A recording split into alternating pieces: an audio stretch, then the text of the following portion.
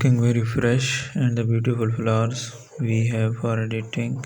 We will try out all the options in PixArt, a mobile app where we can edit our pictures. So by editing we cannot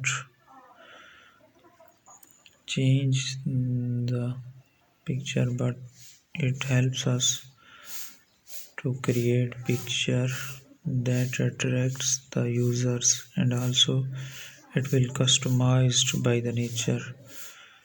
So here I have put a dispersion around the picture. You can use the fade as well so that it is. After it we will use the mask on it, dust mask, shadow, ripple, prism, but no one is available. Here we will go for the shape mask that are available offline. Without internet you can access. So we can change the color of the pattern here. That